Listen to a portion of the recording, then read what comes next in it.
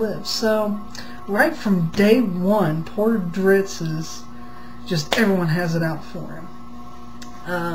He can't comprehend the whole ways of the Drow.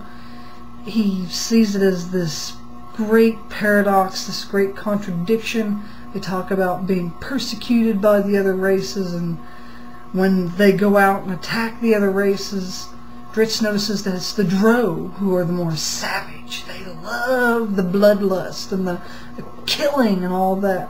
And he cannot comprehend this. He doesn't understand it. He can't get over it, you know.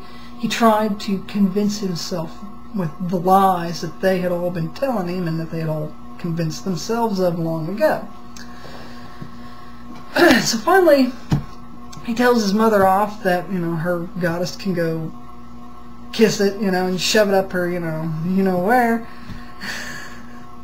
And he takes off and gets away, and, well, he leaves his house Duerden, in disfavor with their dark goddess because of his words. And I applauded him for his words. And poor Drizzt, he had to survive in the Underdark, because this is 3 books in one. He had to, in the first book, it's about him being born and living in the Drow city of Minzubaranzan, and the second book is when he's out in the wilds of the Underdark, and he becomes this creature of the primitive instinct of survival, as he refers to himself then as the hunter. And he's just a creature of base instinct. He just goes on instinct alone. He'll pick up a noise, and he has that sixth sense about whether is it a threat to him or not. And he goes and he battles when necessary, and he avoids conflict if the foe is in greater numbers than him or more powerful. So, and the third book is about him going to the surface. And I'm about halfway through this. I just started the second book, excuse me, which so far is pretty interesting. I haven't got to the third one yet, but I read the next trilogy, which is after this, which is the IdeWindDale Trilogy.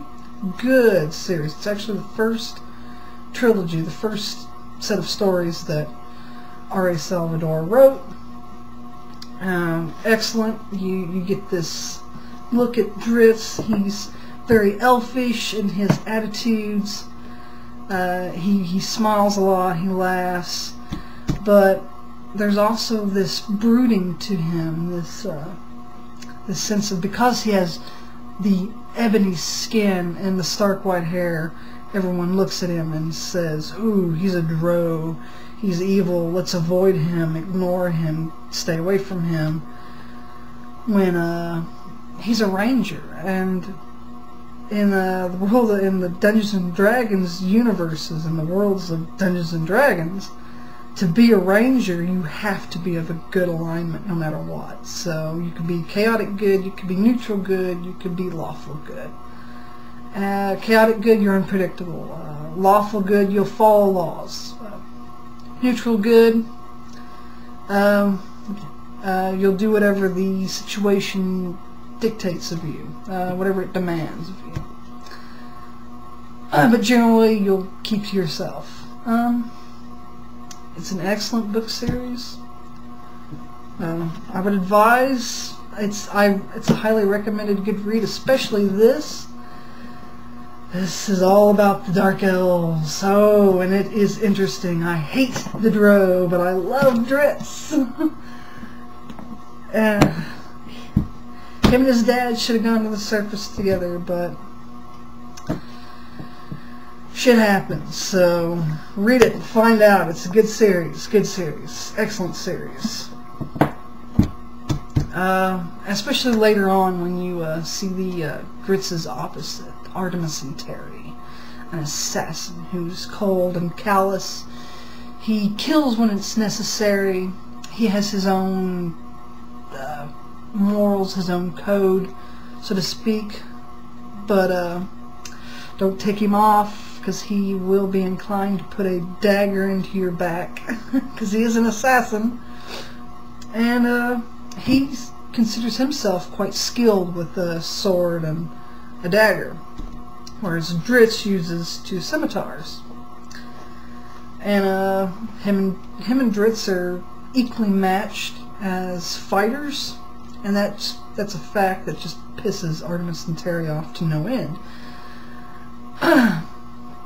But yeah, excellent series. Read it if you want. Especially this one, the first one. It's great. It's excellent.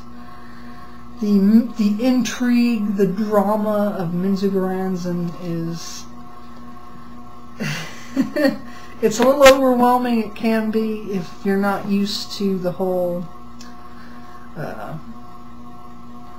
possibility of these dark elves having this dark, twisted religion that has child sacrifice and